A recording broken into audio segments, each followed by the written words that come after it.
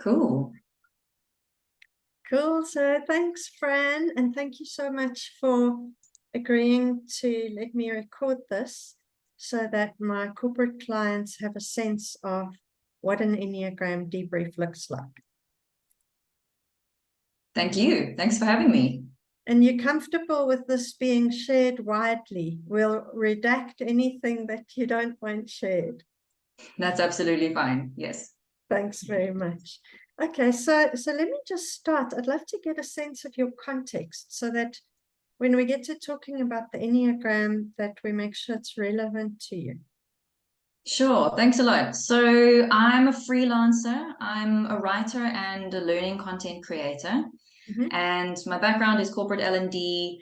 And right now I help basically learning and development businesses with creating content.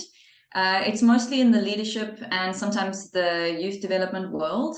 And my main focus areas, or my favorite focus areas, are around mental and emotional well-being and resilience. Oh, amazing. Tell me a little bit more about that, like your approach to mental and emotional well-being and resilience, because the Enneagram is quite closely linked. Yes, so I mean, I've got quite a lot of mindfulness-based practice in my background. And I'm also deeply interested in psychology and neuroscience and everything to do with, how we look after our minds, how we work with our minds, and show up to work. And I've done plenty on EQ as well. So I try to bring all of these different themes in, and, everything I've learned from, be it, compassion-based practice right through to the power of vulnerability from Brené Brown and emotional agility from Susan David. I try to combine all of those different elements. Wonderful. What's your favorite thing to facilitate? That's a very difficult question. I've recently mostly been, busy with content writing. Facilitating, I'd like to step into a place of anything around helping people to see and understand one another better, and possibly dipping my toes in narrative-based approaches to personal self-mastery. So that's pretty big. And I think apart from that, anything that helps people to understand skills to be emotionally healthy and manage their relationships with themselves, their emotions, all of that. Yeah, that's lovely.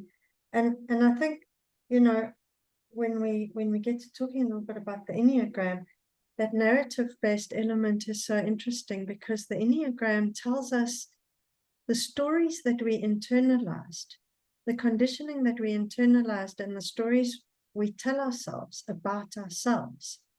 And some the stories are a little bit nightmarish at times. Now, one of my students says that one of our roles as coaches is to wake people up from the nightmare in which they're only what they think they are, which I found astonishing. But it's Yeah, absolutely. And I think, we all come to it from different angles. The one is, you recognize that you're an overthinker. You recognize that you are an anxious person or an emotionally reactive person. And coming from different angles, we realize we're learning more about biases and judgments that we hold about others and ourselves. And we can approach that from a much more self-compassionate way if we learn more about ourselves and what's driving it. And I suppose that's a lot what the Enneagram helps you to do. Yeah, that's exactly what it is. It's not about you are a type, whatever the report says. And the report does use that language. But the way I work with it is exactly as you're saying. It's having compassion for where these patterns come from. And in my work with the Enneagram, I talk about a reality strategy, that have an internalized narrative about ourselves and the world with a whole lot of implicit beliefs, a whole worldview. And in that worldview, we pay attention to some things, and I call it a salience landscape. So in my map of the world, I'm noticing certain things that are not even on your radar at all, and vice versa. and to really appreciate that those things come from our early childhood context, where we were rewarded and recognized for certain things, we were disciplined or punished for certain things, or certain things were invalidated. And so we learn this reality strategy that we deploy. So it's not an innate thing within us, this thing they call type. It's a strategy, and it's habitual. And that gives just a lot more hope and compassion in working with this thing, that when we do have derailing patterns in our lives, and we all have them, we all get stuck and we all repeat the same things, that we can recognize that this is a strategy that we've deployed historically. It's worked brilliantly for us. It's been amazing. It's gotten us to where we are. But we've noticed some limitations in this strategy, and we've been noticing them for a long time, where we bash up against the limitations and constrictions or restrictions and blind spots of our strategy. So the Enneagram helps shine a light on not only the characteristics of the strategy and the sequences, like how do you make yourself anxious? And that's a mind shift. But yes, where does it come from? What are the unconscious motivations? Sometimes it's fear, sometimes it's shame, and, helping us to get there. In the corporate work, I generally don't go into the deeper emotional things, although the Enneagram does have a lot of that. In the corporate work, I focus much more on how we get along with one another, understanding each other's conflict management styles, some of the landmines, like if we worked together and I knew something about your way of seeing the world, I would be much less likely to be triggered by your behavior and much more able to really appreciate where you're coming from. So, yeah, what you said is just coheres so much, but I'm talking a lot. I want to hear more from you. I'm getting carried away. Absolutely. Well, yeah, I mean, some of the words that you've used have made me wonder if you can help me understand a bit more about how this is a different tool to, some of the other instruments that I've done. So I've been, really into self-development. It's part of my work. So, I started out my corporate life speaking MBTI, and, in different personality instruments, there's different languages used. So, this tells you about your style, or this tells you about your preference, and even the concept of personality as a whole. Like, how do people understand that? So, this gives you a number. Am I a number? Is it important for me to know how much of every number I am? And do those numbers tell me about a style or a preference? Or, some of the stuff you said sounds quite dark, well, I don't know, stuff that's wrong with me, stuff that's my trigger points. So maybe tell me more about how to understand it compared to something like an MBTI or some of the other popular tools that there are. Oh, wow, those are such brilliant questions.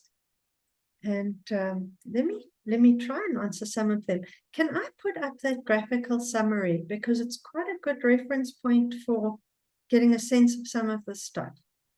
Sure, why not? I'm going to put up the thing that you received. So this is, are you seeing it, Fran? Yeah, I'm seeing that. Okay. So this is one Enneagram report. And it's not to say that an Enneagram report is the ultimate truth about anybody. So you can ignore it if you want to. I'm using it to just orient you to the system itself. So the MBTI, as you say, it gives you preferences, it gives you predispositions, it gives you kind of behavioral patterns and ways of seeing the world. The Enneagram also does that, but it's got a very specific way of thinking about what are we as people. And in describing that, it offers us a three-centered model of what it means to be a human being. So if you take your eyes away from the screen completely and you take your awareness to yourself, you've got a mind, and that's our cranial brain.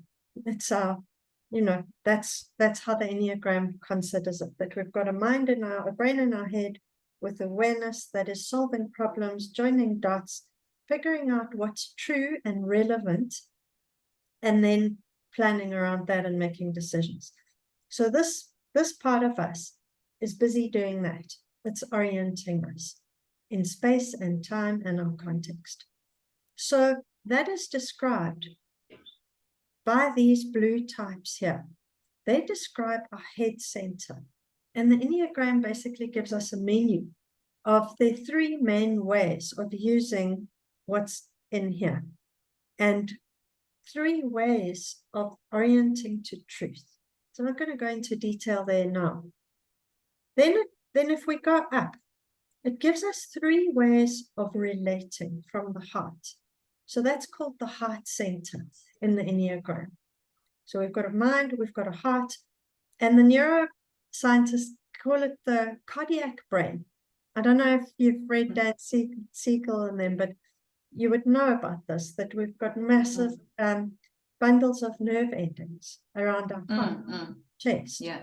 And they respond automatically to our sense of, are we safe with this person? Do they like us? We're reading a whole lot of subtle things at quite an unconscious level to be part of the human family, to be part of the tribe. We are social beings. So this heart center is critical to our human being, our humanity. And the Enneagram, again, it gives us three basic styles, heart styles. And then lastly, the gut center. And I'm going up in the graph, but down in the 3D experience.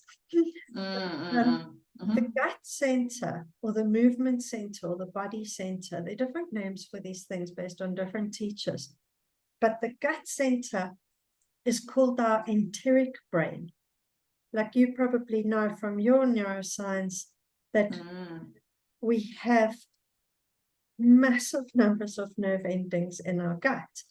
And they're communicating with our brain just as much as our brain is communicating with the rest of our body and telling it what to do. So, we've got all the serotonin being produced in our gut. And we've got so many metaphors that alert us to the importance of the gut, like my gut instinct.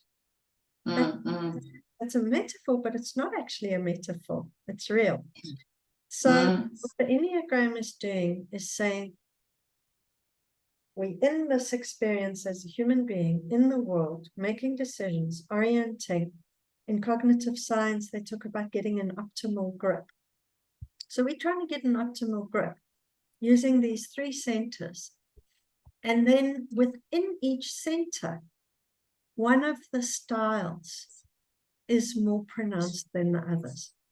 So in your report, out of the three on the menu, your one came out as you're more inclined to see the world through an Enneagram 6 lens. And that was the one that came out highest overall. So you're walking around with patterns of thinking that the Enneagram describes as 0.6 and their various names. And that would be your overall strategy, your kind of home base in terms of how you see things, make choices, what's relevant to you, and the habits of mind that you have. So in my case, my dominant one is 7, but very close behind it is Enneagram 6. So each of us has one of these. There's absolutely no one that's better than the other at all. Sometimes it looks so because of the names, but the names are invented. In the original Enneagram, it's just 0.1, 2, 3, and different teachers use different names. So you can pretty much ignore the names completely, except to the extent that they kind of intrigue you. So those are the head center types. And then see that out of these 9, your dominant one is in the head center, the 5, 6, and 7. And then you've got some others in the other centers. I wanted to ask a couple of things. The one was you said that the names are not important unless they intrigue you. And then, because the first question that came to me when I discovered I was a 6 was the name is intriguing, loyal skeptic. So there are two questions. I'll give them to you. Yeah. So the first one is around the name loyal skeptic. The one. So to me, those two words are almost contradictory. I've always identified quite strongly as a skeptic person, as very. The fact that you said that my main type or my home base is in the head center makes a lot of sense to me, because I've always thought of myself as a critical thinker and quite analytical. But then this loyalty comes in, and I thought, a sort of very brainy, intellectual person. Loyalty seems more like about relationships and warmth, and I see myself more as focused on independence. So those two things seem to contradict each other. If I'm a rational person, why would I have this this drive towards loyalty and whatever the associations that come with that as part of what defines the type. So that was the one question. Should I park the other one until later?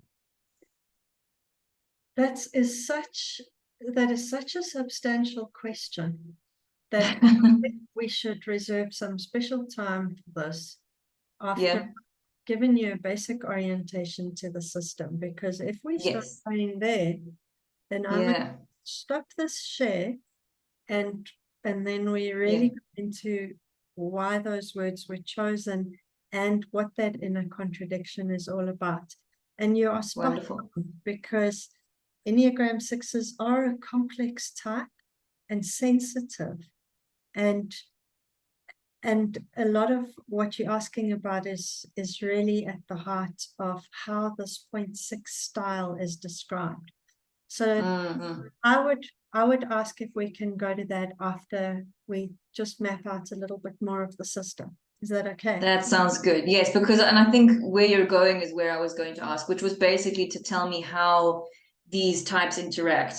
You said this is my home base. What about the other numbers and the other types? What are the lines all about? So I'll hand back to you, because I think that may be where you were going with. Okay, that's so brilliant.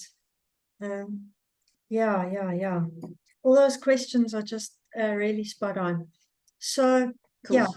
Let's just quickly go through these other centers. So and they do interact and they do come together and they're mutually reinforcing, and we cycle through them. So let's see what's going on here. So the heart center is the 2, the 3, and the 4. These types, 2, 3, and 4 are the heart center types. And again, 3 options on the menu in terms of our kind of default pattern for how we relate to our own feelings and the kind of image that we have in the world. And this heart center describes quite a lot of our emotional patterns and some of our insecurities and the ways in which we might tend to feel inadequate or want to compensate relationally for areas where, we doubt whether we're valued or not. So you'll see the more detailed report, it goes into quite a lot of depth if you've got a main heart type, but it doesn't go into depth on the heart center at all if you're not one of those types. This particular Enneagram report is very focused only on the main type, which is why I like to supplement it a lot, because this is very significant for all of us. So if you look at these names, it gives you a slight sense of them. For you, the one that came out in the heart center as the dominant heart center style is called here the intense creative. But out of the 3, the 0.4 is more internally oriented. So taking a deep interest in one's inner life, quite a lot of self-analysis and self-reflection, and considering questions like, why am I the way I am?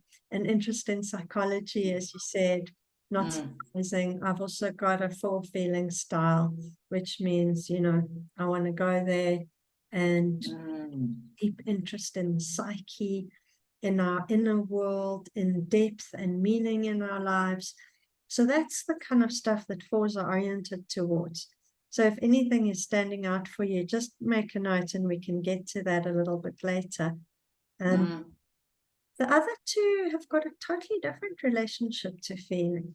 So for example, the Enneagram 2, completely externally oriented, like reading everyone else's feelings. What do I need to do to make everyone else happy? And that becomes a form of self-disconnection. So each type has a beautiful gift and a flip side. And that really characterizes the Enneagram in a big way. It tells us everything about how our strategies have served us, and then it tells us some of our unconscious motivation and the cost of having a strategy that is in any way rigidified. So I'm always this way, my way or the highway, you know, and I expect you to do all the work of understanding me without doing any work of understanding you. That's going to have a lot of costs. So the Enneagram's trying to show us both the gifts and the blind spots. So the Enneagram 2 has got certain blind spots. The Enneagram 3 is more of the type that puts their feelings aside to get on with stuff. They're very competency-oriented and very goal-oriented, very successful image, and can be quite competitive, as it says here. And then the 4, which came out for you, the dominant one in the feeling center. So later on, it would be great. I would like to hear from you which pieces resonate, which don't, and, you know, for us to go into more depth once I've given you this little basic map. So, and I didn't talk to you about the other types in the mental center, in the head center. A little bit about, you know, I've got 7, which is much more scattered, joining dots all over the place. Whereas 6, the loyal skeptic, scanning, evaluating, assessing danger, being quite vigilant to risk. So that's like a very high-level summary for people who don't know anything. Obviously, we'll go into more detail based on what you read. And then the quiet specialist mental center is really about being more internally focused again. So that's where there's a lot of inner mental activity, analyzing things, formulating models of the world, and trying to achieve a sense of deep mastery, but in a more internalized way. So that gives you like a very brief overview of those centers. And then you've got the gut center, and that's types 8, 9, and 1. And again, it's three styles on the menu that the Enneagram offers. You know, do you think you're more like this or more like that? More like this or more like that? As you saw in the test, it keeps giving you options. And depending on the way that you answered, one of them is going to come out dominant. So in your case, there was quite a close score between the 9 and the 1. And I wouldn't kind of let that bother me in any way if I were you. But it's worth taking note. You know, the 1 came out quite strong, so you might notice some of the Enneagram 1 patterns in yourself. And, you know, 1 is quite a compliance-oriented type, like really want to do things right, really want to have integrity and dedication in your work, but also a fear of making mistakes, potentially. So there won't be anything about that in your report, but if you do a little bit of reading about 1 styles, you might see ways in which that's part of it, as part of your strategy as well. And that can also be something that ends up amplifying any anxiety in 6. It's like, I don't want to make a mistake. I don't want to be seen to be bad or wrong. Those are the kinds of patterns that I've seen coming up with having 1, you know, quite a harsh inner critic. So I don't know how much you relate to that, but that's something that I would note just with a bit of high 1. And then your main action style, the main gut center type, came out as 9. And 9s in the action style are They're called adaptive peacemaker in this particular report. So that's being very concerned with harmony and inclusivity, those kinds of things, wanting everyone to be consulted and included, wanting to avoid disharmony and conflict. And one of the things they say also about the 9 strategy is being very accommodating.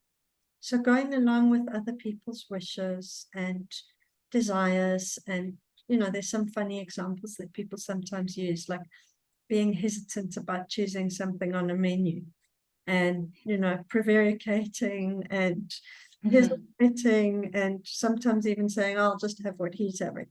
So oh my God, I relate to that so much. Unfamiliar. Yeah, absolutely sounds familiar. So yeah, maybe this can help me understand where that's coming from. And yeah, if that's the thing about the 9, tell me about what does release mean? The line of release. Does that mean, yeah, I've got the 6 and I've got this 9. Yeah, what is the link there between those 3 things? Okay, brilliant. Yes, very good question. So each type has 2 lines coming away from it. And in some cases, that's going to be going to your actual main type in the action center. But if you were a type 8, the line wouldn't be going there. It just so happens that the line is following the natural line. Sorry, I'm being a bit inarticulate. But what that line is for 6, the line going to 9, here, the line of release, it's also called the line of integration. And that line refers to the pathway that we take when we're most resourced, and when we're feeling at our best, and when we're tapping into the strengths of our true self. What happens is that we're able to access some of those qualities down that line. So working with the Enneagram over time, we start being able to get a sense of what that feels like, and to feel the difference between when we're triggered and when we're experiencing the higher qualities of our type. So that's one of the really precious things about the Enneagram, is that it helps us to discriminate between when am I kind of in the trance of my habitual pattern, and when am I experiencing my more authentic, grounded strengths in myself, where I'm not so preoccupied with how people think about me, or, being really hyper about perfectionism, when I'm feeling a bit more relaxed and serene, for example. So for 6, the line of release is to the 9. And in that case, it's about having more a sense of inner authority and strength, groundedness in yourself. And one of the terms that is used for 9 is being self-determined. So not consulting everybody and trying to find out what the right answer is. And I'm sure in the report, you noticed a lot of emphasis on that, is kind of not really feeling the inner authority to make your own decisions. So the line to 9 is to the best of 9, which is a kind of strength and inner knowing, and a force of energy that you can trust in yourself to do things. So that's what release means. The other line, which in this particular report is called this line of stretch, I don't call it that, I call it the line of disintegration. That we've got a line of integration and we've got a line of disintegration. And we can access the higher qualities of each type, but the line of disintegration refers to the kind of downward slide when we're under stress. And we don't go to the normal everyday 3 type of person. If you know an Enneagram 3, they're lovely, you work well with them. When 6 goes down the line to 3, in Enneagram terms, they go to the lower end of 3. So in your case, self-preservation, 6, we can get to the meanings of those. Under pressure, you'll go to the low end of 3, and particularly the self-preservation version of 3, which is serious workaholism. So I don't know if ever you've experienced that, like really getting into a state where you are just slaving and not really questioning whether or not you have to do that. Okay. So you're saying that, yeah, when I'm in that state of disintegration, it's prompted by an aspect of whatever defines the 6, but it goes to, you know, the low point, and specifically the self-preservation side of 3. Yeah. And I can definitely relate to, you know, having a past of several bouts of burnout.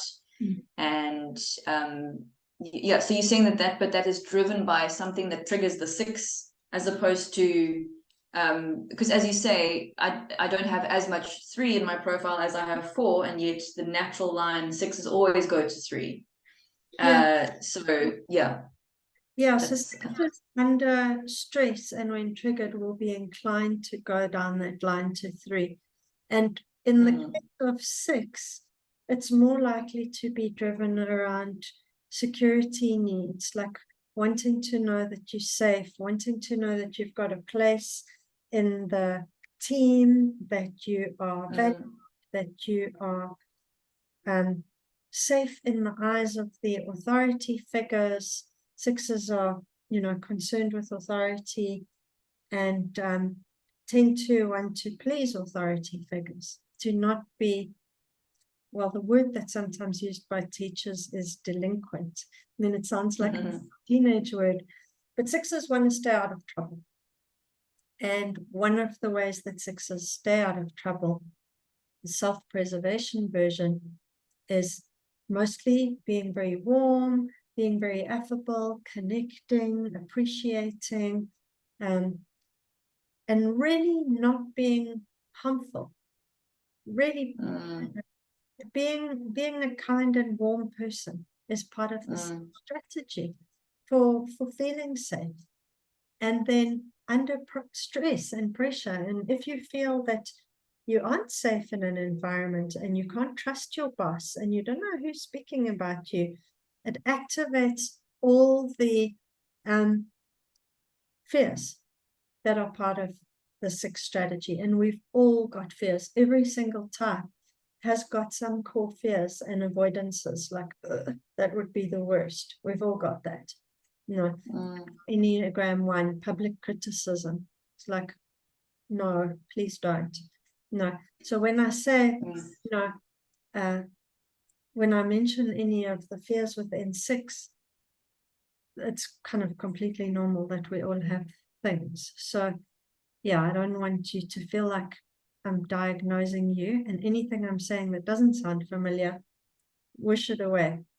But what I have noticed with my type 6 clients, the self-preservation oriented, is there is this orientation towards security and questioning unconsciously a lot of the time. Am I safe? Am I safe?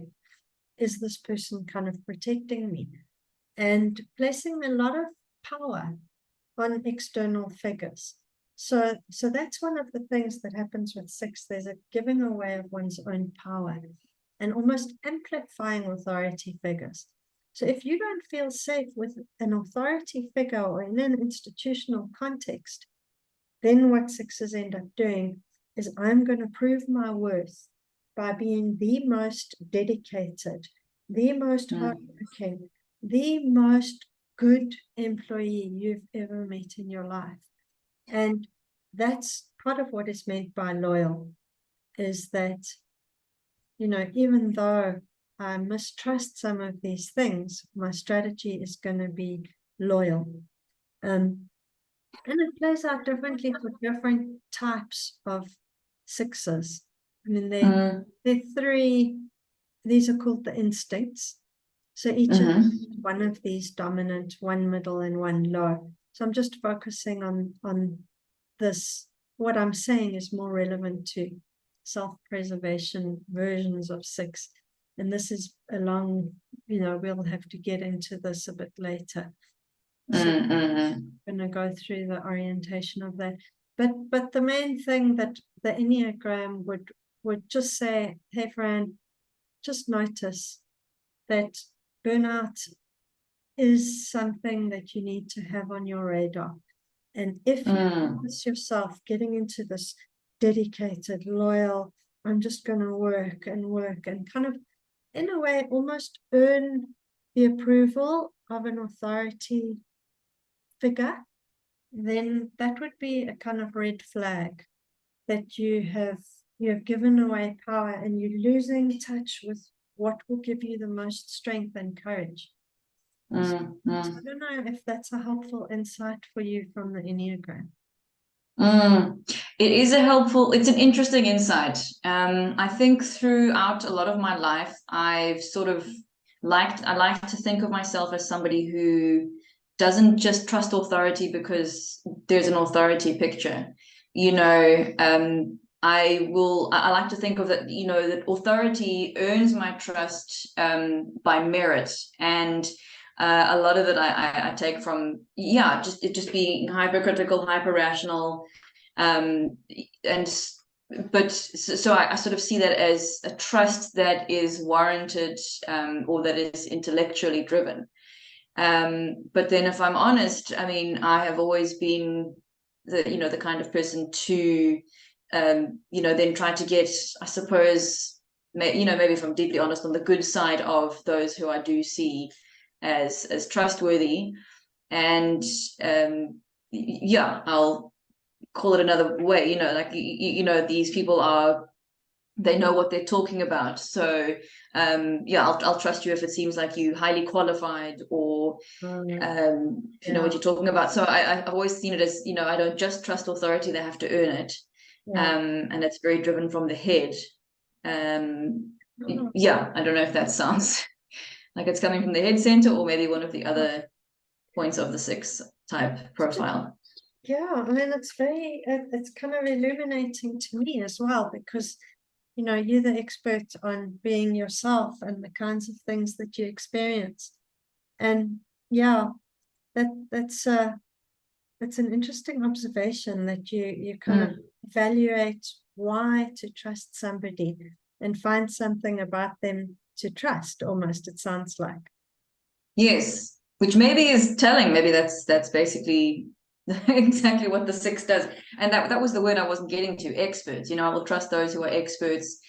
Or, I mean, maybe it was something that came up for me as well, the word, the 9, which is the adaptive peacemaker. It resonates because I have a very strong need for fairness.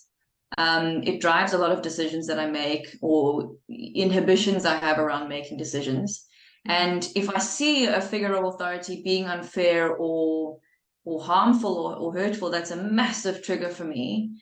And maybe what you're saying is that comes from a sense of they're not safe, as well as they're, them being not caring, or maybe under that all is a need for safety and security. Yeah, that makes a lot of sense to me.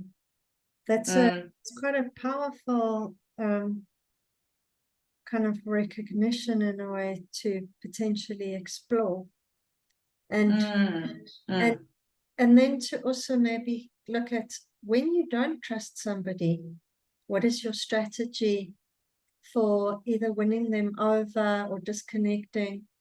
It might also be an interesting question, because one of my teachers says about the 6 strategy is that we do whatever we have to do to defang the dangerous figure.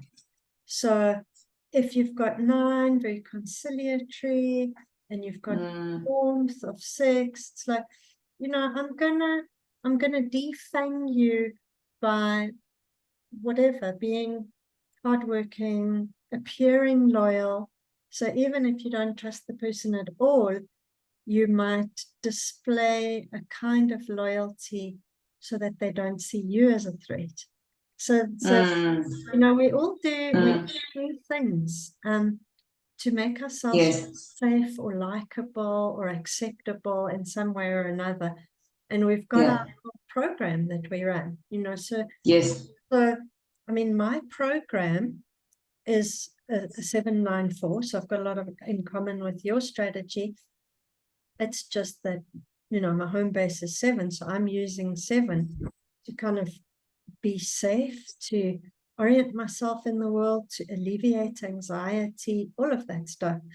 So the Enneagram invites us to consider that, like, what do we do to alleviate anxiety, to alleviate feelings of shame or worthlessness, to alleviate feeling threatened? So this is how it's very different from things like the MBTI. It's looking at underlying emotional drivers that result in us deploying certain patterns. So that's for you to go away and consider and explore in your own time, at your own pace. I don't like to intrude in people's inner life, you know, assuming that I know anything. I'm basically trying to say, you know, these are some of the things that the Enneagram talks about. You take what works for you. And, you know, so I just want to issue that caveat again is, no, don't believe me. Great. Thank you. Yeah, I suppose, should I ask some of the other questions that I had there? I mean, I think, you know, you've given me a good sense of, yeah, how the Enneagram is telling me about, well, how to use it and how it explains a little bit of how I make sense of the world. I like the reality strategy.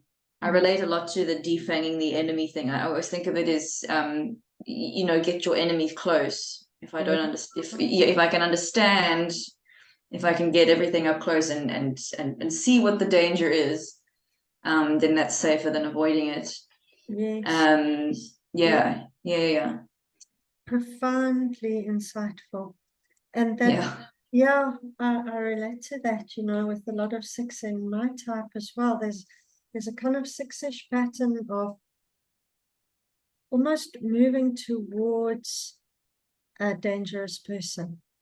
And like, I'm going to show you that I'm harmless. I'm going to be sweet. I'm going to appease. So if you look at the strategies that are named in some of the psychological literature, there's like fight, flight, friend, fawn. And there's a lot of research coming out about appease as a strategy. And 6 is very much an appeasement type. Like if someone's dangerous, it's going to be, it's okay, let's have tea, whatever, you know, whatever the strategy is. But when faced with hostility and conflict and aggression, it's like, how do I calm everything down and ease the system and create safety as quickly as possible? And, you know, I don't know how relevant any of the stuff is for you around the childhood pattern, so you can explore that. I can refer you to some sources, but somewhere in each of our childhoods we learned our type, and for 6 the kind of vigilance for whatever you know you were dealing with when you were little. So appeasement at some level was a really great idea. And the thing with all our strategies is they kind of outlive their usefulness. And appeasement is not always a great strategy when we're an adult. So sometimes, you know, needing to be really bold and assertive, that's what's called for in the moment. So I don't want to go in there yet. We can come back to some of your other questions in a second. I want to do a brief orientation to this. So I mentioned, and it's really, really important. It describes 3 domains of life, and we all have to survive in all 3 of them. So the self-preservation domain is about our security, our physical security, the security of our home, our family, our well-being. 6s self-preservation 6 very, very concerned with the security of their immediate family generally. So that's all about preserving. It's also about structure. It's other things that make us safe, savings, making sure we know where our passport is, little things like that, like keeping a lot of our life stuff in order. And people that are very low on that are generally quite scatty. They don't pay attention to their diet. Like, self-preservation people are more likely to cook and to make sure they have 3 green things a week. Silly examples. But someone's very low on self-preservation, they will really neglect some of those areas of life. Health, I'm a little bit ashamed to admit it, but as a self-preservation last, like my self-preservation is what your one-on-one is I do sometimes have a packet of Pringles for the day. Well, for me, that's a ghastly idea. I'm normally that I know exactly where my next meal is coming from. And if I don't, then I'm starting to get shifty, long before I've started to get hungry. So that's the self-preservation orientation, is a big consciousness of that. Whereas people with self-preservation last forget to eat, forget to sleep. It's such a difference. So if you worked with somebody who was self-preservation last, they would, facilitate a full day session and there wouldn't be any breaks. And you would be thinking, what the hell's going on here? That's just an example, of the kinds of things that self-preservation last would neglect that might be very important to you. Get to organize catering, whereas, you probably wouldn't forget that. Unlikely. Yeah.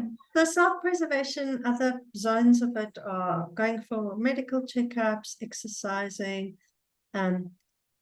financial management, knowing how much money's in your bank account, a lot of those kind of basic platforms of life. The social then is your next one. That's called the middle instinct. So it's the middle in the ranking. And I'll give you to ask questions about this. I'm just going ahead because of the sake of wanting, some of the stuff on the video as well. Yes, to all hang together and flow together, sure. Yeah. So the social there being the middle one, that's called the healthy instinct. It's the most balanced. The top one that we've got a high score in is the one that we tend to overdo. It's the one that's kind of balanced. It's neither being forgotten or overdone. Okay. And the social instinct refers to, as human beings, we've got to be part of the tribe. We're actually quite sophisticated primates, but we are primates. We are working together. We're looking after each other. We're helpless as infants for a long time, and we take care of by other people, which means that our bonds of affiliation are really important. Our place in the family is important. Are we cared for? Is there connection? So the soul is all about like sustained relationships over time and appreciating who's who in the system. So people with social dominant, if they're overdoing it, they are generally very attuned to politics and gossip and who's friends with whom and what did that one say about that one and am I in favor with that person. So they would be more potentially overdoing an awareness of the group. And in your case, that's not something you would be overdoing, according to the report, according to how you answered. You'll read the material and decide for yourself. But this report would say that's an area of your life that's pretty balanced. You've got a good sense of the group. You've got a good sense of how people are feeling.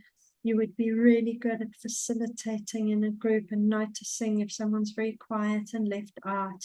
You would be attuned to the group dynamics. And, that would be a real strength in your facilitation work. And then the one-on-one area of our lives it's a more fiery and disruptive energy. So it's called SX, which stands for sexual, one-on-one, which is about the chemistry of bonding with somebody. So it's not really sexual. It's a bit of a misnomer.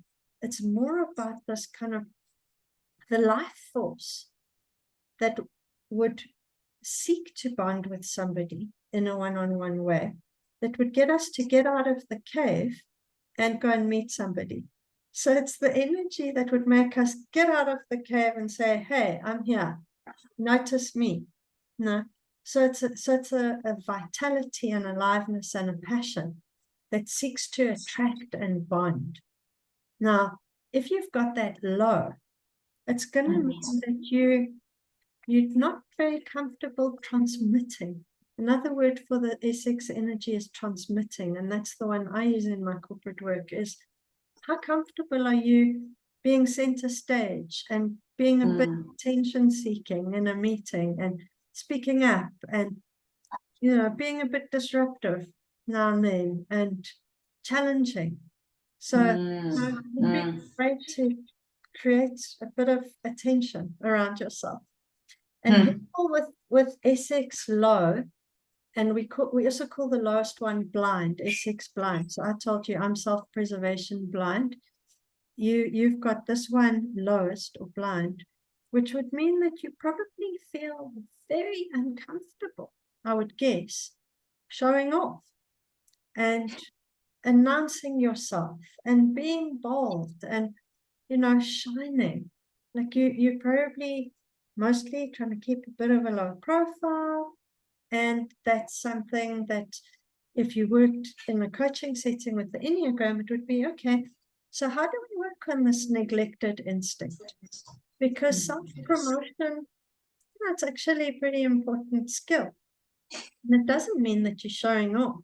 It means, you know, I've got something and it's cool, and are you interested in it? You know, it also comes in with networking and collaboration, like working across silos, being able to establish a bit of a spark with somebody. So when we've got that one blind and we feel uncomfortable showing off a little bit, it's difficult for people to see our life force. So that's something that, you know, that if you worked with this thing, there would be some encouragement to tap into your passion and to work with whatever it is that might be stopping you from being connected with that energy. I mean, this is all, well, it's easy for me to say. Now, if you were sitting here saying, and then you can learn to plan your meals, I'd be like, what? You know, the one that's blind is the one that is most alien to us. So it's actually one of the most difficult things to work on in the Enneagram, but it's also one of the most worthwhile, because when we neglect one of these life domains, you know, it can come back and bite us later on. Sure. Yeah. I wanted to say that, you know, whether this is on or off record or whatever, that the way you've just explained this has been the best way that it's been explained to me. Because I've always been like, okay, I need to come back to this these subtypes and the instincts and all that.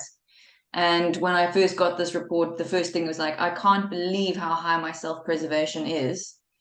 But then I always thought, yeah, that SX thing, just understanding the positioning of them, tell you which of them is healthy and which isn't.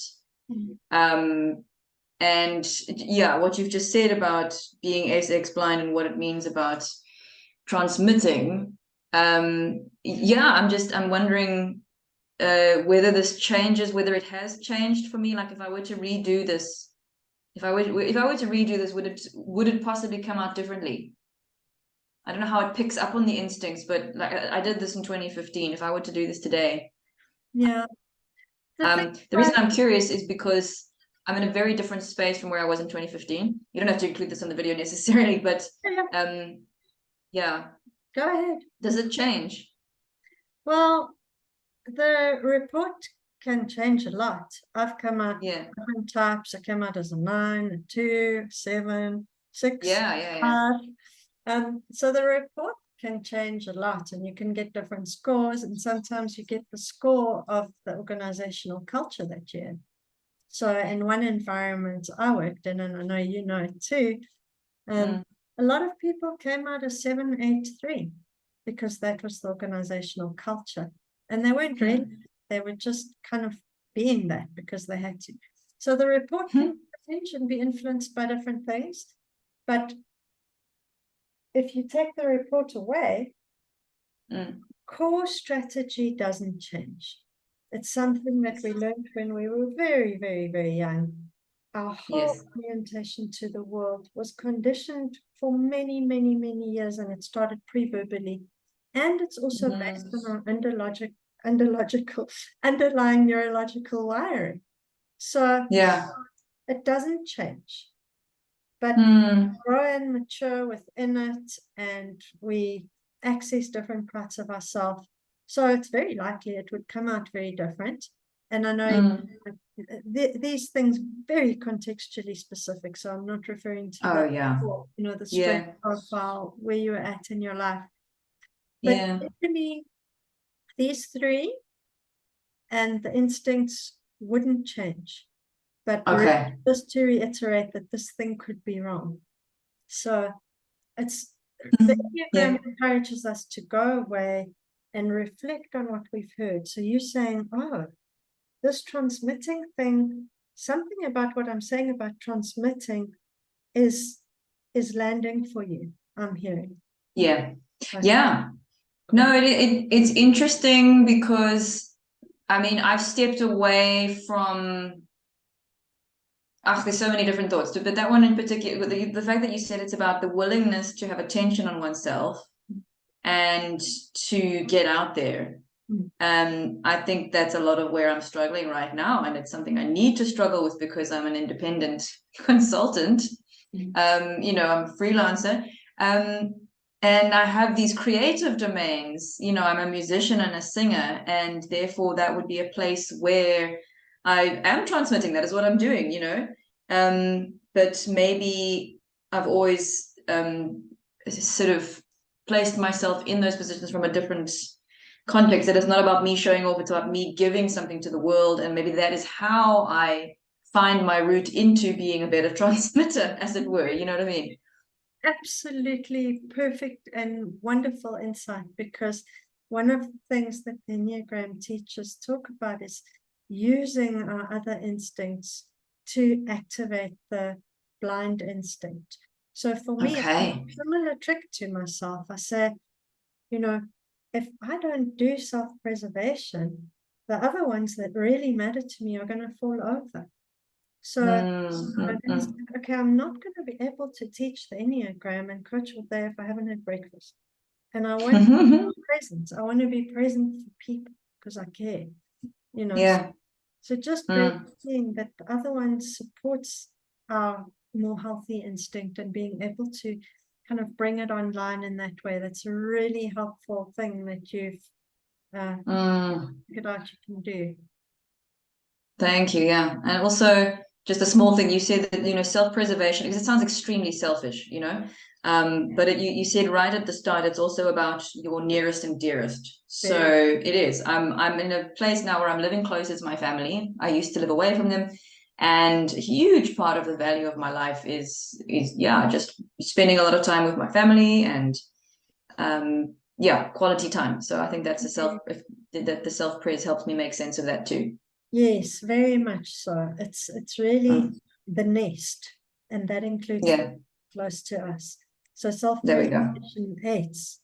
They want to have incredible stability and security for their family. It's like the